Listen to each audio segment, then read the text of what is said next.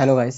तो यहाँ पर मार्केट की अब क्लोजिंग होने वाली है। ठीक है, जस्ट सिंपली डिसाइड होगा 2 मिनट के कि अब किस लेवल पर यहाँ पर क्लोजिंग होने का। ठीक है, तो सिंपली यहाँ पे उससे पहले हम यहाँ पे डिस्कस कर लेते हैं। अगर देखो बैंक निफ्टी की अगर मैं डिस्कस करूँ तो यहाँ पे 15 टाइम फ्रेम में तो अब मार्केट ने क्या किया, डायरेक्ट 5वें टाइम फ्रेम पे यहाँ पे मैं शिफ्ट करता हूँ। ठीक है, तो 5वें टाइम फ्रेम यहाँ शिफ्ट करने के बाद मार्केट की जो ओपनिंग हुई थी, ये जस्ट सिंपली अगर माना जाए तो फ्लैट ओपनिंग ही थी। ठीक है, तो एग्जैक्ट मार्केट एक ही इस लेवल से यहाँ पे रिजेक्शन देखने को हमें मिला और इसको शार्पली जैसे ही यहाँ पे ब्रेक किया, मैंने आपसे कहा हुआ था कि अगर ये डाउन साइड यहाँ पे ब्रेक करता है डायरेक्ट, तो फिर हम यहाँ पे डायरेक्ट यहाँ पर जा सकते हैं। ठीक है, और छोटा सा यहाँ पे ऐसा रखे और टारगेट जो कि हमारा 57,500 तक यहाँ पर रहेगा। ठीक, तो सिंपल सा अगर मैं यहाँ पे शॉर्ट पोजीशन अगर मैं दिखाऊं आपको लगाकर यहाँ पे एसएल के जस्ट सिंपली इसके जस्ट ऊपर थोड़ा सा, ठीक है, 30 पॉइंट का एसएल यहाँ पर होता है और टारगेट की अगर मैं बात करूँ तो यहाँ पे 1:5 तक का आपको यहाँ पे टारगेट मिलता है।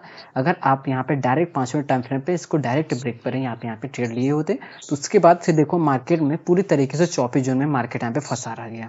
ठीक है, तो हमें जस्ट सिंपली इसके लिए बहुत ज़्यादा प्रैक्टिस करना होता है, तब जाके हमें समझ में आता है कि मार्केट को हमें डायरेक्ट किस तरीके से यहाँ पे एंट्री प्लान करना चाहिए। ठीक है, तो अब मैं यहाँ पे डिस्कस करूँ कि कल किस तरीके से आप यहाँ पे निफ्टी और बैंक निफ्टी में यहाँ पे ट्रेड कर सको, तो उसके लिए हमें 15 टाइम फ्रेम सेलेक्ट करके यहाँ पे चार्ट को एनालिसिस करना पड़ेगा।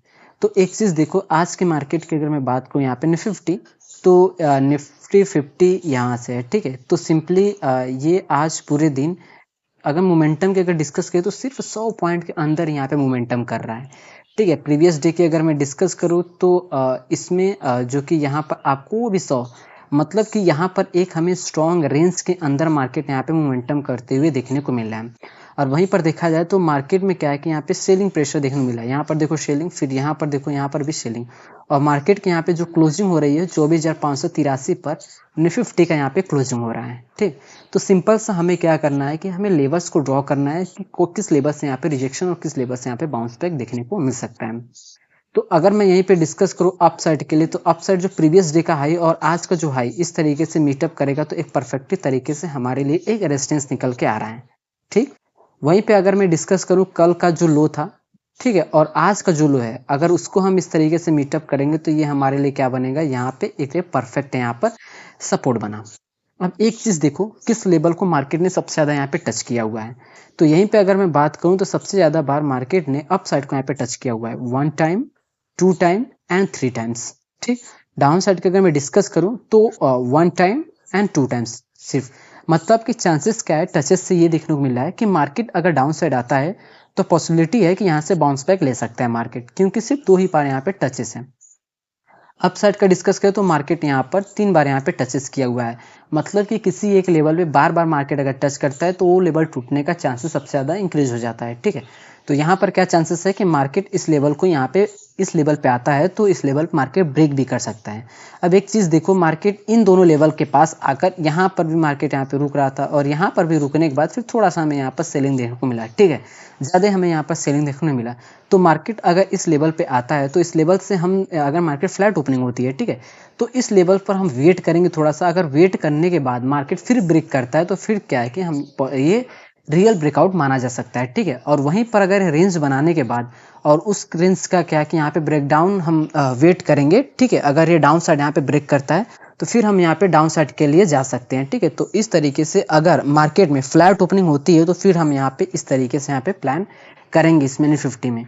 और यहीं पे अगर मैं डिस्कस करूँ, मार्केट अगर गैप ओपनिंग हो जाती है, ठीक है, तो गैप अगर ओपनिंग हो जाती है तो मार्केट इस लेवल पे अगर आता है, ठीक है, तो फिर हम क्या है कि इस लेवल से बाउंस बैक का, और उसके बाद अगर मार्केट गैप डाउन करती हो, ठीक है, तो गैप डाउन होने के बाद फिर हम वेट करेंगे इस लेवल रिजेक्शन का, या हम फिर उसके बाद देखेंगे हमारा डेस्टिनी सबसे पास में कौन सा है। ठीक, तो यहाँ पर अगर डायरेक्ट किसी भी एक साइड ब्रेक करेगा तो मार्केट इस साइड हमें ट्रैपिंग देखने को यहाँ पे मिल सकता है।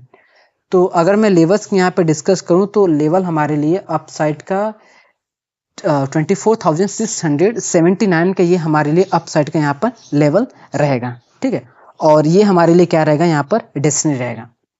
वहीं पे अगर मैं डाउन साइड का डिस्कस करूँ तो डाउन साइड में सबसे पास में अगर बात करूँ तो ये जो लेवल आपको देखने को मिल रहा है, ठीक है, डाउन साइड का सबसे पास में जो लेवल है, लेवल्स में मैं आपको यहाँ बता देता हूँ, 24,426 का सबसे पास में यहाँ पे लेवल रहेगा। प्राइस रेंज टूल का हम यूज़ करेंगे, देखेंगे सबसे पास में डेस्टिनी कौन सा है, तो इससे हमें ये अंदाजा हो जाएगा 94 पॉइंट अप साइड का, डाउन साइड का 156। मतलब कि चांसेस क्या है कि अगर मार्केट फ्लैट ओपनिंग साथ थोड़ा सा यहाँ पे रुकने के बाद अगर ब्रेक करता है, अगर डायरेक्ट ब्रेक भी कर देता है ऐसे फर्स्ट कैंडल ही, तो वेट करना थोड़ा सा सस्टेन होने का, फिर उसके बाद हम यहाँ पे प्लान करेंगे और 24,679 तक यहाँ पर टारगेट को रखेंगे।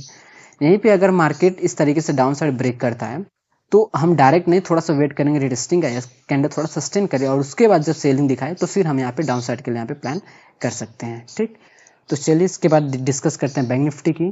तो बैंक निफ्टी की जो क्लोजिंग हुई है 57,686 जो कि अप साइड में यहाँ पे क्लोजिंग हुआ है। ठीक है, तो सिंपल हम अगर बैंक निफ्टी की बात करें तो बैंक निफ्टी में फर्स्ट कैंडल में हमें कुछ ज़्यादा ही वोलाटिलिटी यहाँ पर देखने को मिल रहा है। ठीक है, अब यहाँ पर देखो इस कैंडल में कुछ ज़्यादा ही वोलाटिलिटी थी, इसमें कुछ ज़्यादा ही बड़ी विक्स हमें यहाँ पर बनते हुए देखने को मिला आज के दिन। और मार्केट में लास्ट मोमेंटम में धीरे धीरे यहाँ पर एक सेलिंग सेंटीमेंट हमें यहाँ पर देखने को मिला। तो एक चीज़ देखो, यहाँ पर मार्केट डाउन साइड में एक बेस बनाते हुए हमें देखने को मिल रहा है। अगर मैं बेस की डिस्कस करूँ तो यहाँ पर देखो मार्केट क्या कर रहा है, एक बेस क्रिएट कर रहा है। ठीक है, परफेक्टिव तरीके से मार्केट ने एक बेस यहाँ पे क्रिएट किया हुआ है।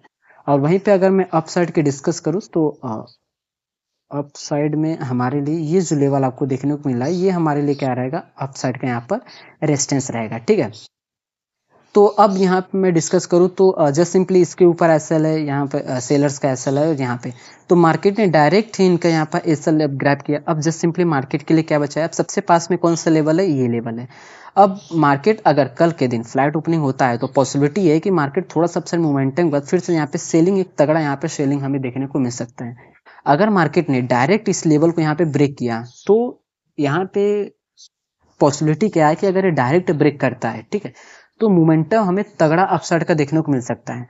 अगर ये डाउन साइड ब्रेक करता है तो तगड़ा तो डाउन साइड भी देखने को मिल सकता है। बट डाउन साइड के अगेंस्ट अगर ये अप साइड को यहाँ पे ब्रेक करता है तो अप साइड देखो, ऐसा इसके पीछे का एक साइकोलॉजी है कि जब भी मार्केट इस तरीके से मोमेंटम करते हुए किसी एक लेवल को यहाँ पे बेस बना रहा है, ठीक है, जैसे एग्जांपल में जैसे ये लेवल है, ठीक है, यहाँ पे इस तरीके से अगर मैं बात करूँ, जो स्विंग है धीरे धीरे डाउन साइड शिफ्ट होते जा रहा है। ठीक है, अब ये बेस हो गया, तो अगर मार्केट हमें क्या देखने को मिल रहा है कि मार्केट डाउन साइड ब्रेक करेगा, सिंपल सा हमें देखने को मिल रहा है, तो पॉसिबिलिटी क्या है कि तगड़ी है। ठीक है, सभी को क्या पॉसिबिलिटी है, तगड़ी है।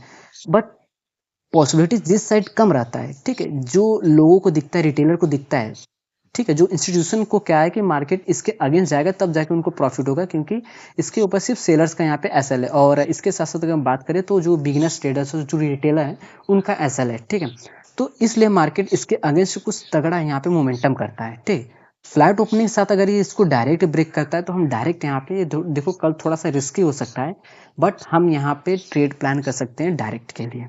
ठीक है, रिटेस्टिंग का हम यहाँ पे वेट नहीं करेंगे कल के लिए। यहीं पे अगर मैं बात करूँ डाउन साइड के लिए, तो डाउन साइड के लिए हम रिटेस्टिंग का वेट करेंगे। अगर मार्केट कंसोलिडेशन के बाद अगर ब्रेक करता है तो अच्छी बात है, वरना रिटेस्टिंग करके अगर ब्रेक करता है तब तो बहुत ही अच्छी बात है, फिर हम यहाँ पे डाउन साइड के लिए जाएंगे। डिस्नी की अगर मैं डिस्कस करूँ तो जो आज का हाई है ये हमारे लिए डिस्नी रहेगा 58,021। एक तो साइकोलॉजिकल भी लेवल है। और यहीं पे अगर मैं डाउन साइड की डिस्कस करूँ तो डाउन साइड में सबसे पास में 57,347 का लेवल देखने को मिल रहा है। वहीं पे अगर मैं प्राइस रेंज टूल का यूज़ करूं तो ऑलमोस्ट अप साइड का तो 330 और डाउन साइड में यहाँ पे 338 ऑलमोस्ट सेम है। क्या है, दोनों का लेवल, दोनों का डिस्टेंस यहाँ पर सेम देखने को मिल रहा है। तो यहाँ पर देखो दो तरीके से जस्ट सिंपली सिर्फ एक तरीके से यहाँ पे एंट्री बनता है। ठीक है, दो तरीके नहीं, सिर्फ कल एक तरीके से बनता है। मार्केट किसी भी एक लेवल को ब्रेक करे टेस्टिंग करे तभी प्लान करना है, डाउन साइड भी ब्रेक करे टेस्टिंग करे तभी प्लान करना है, ये सबसे सेफली एंट्री है। वहीं पे चलिए मान लेते हैं मार्केट गैप ओपनिंग हो जाती है तो वेट करेंगे इस लेवल तक आने का या इस लेवल से रिजेक्शन लेने का। ठीक है, फिर हम यहाँ पे प्लान कर सकते हैं। अगर मार्केट गैप डाउन होती है तो वेट करेंगे इस लेवल रिजेक्शन का या इस लेवल तक आने का, फिर हम यहाँ पे प्लान कर सकते हैं। ठीक है, तो सो ट्रेडर्स कल के दिन आप लोग 11 अगस्त को निफ्टी और बैंक निफ्टी में इस तरीके से यहाँ पर ट्रेड को प्लान कर सकते हो।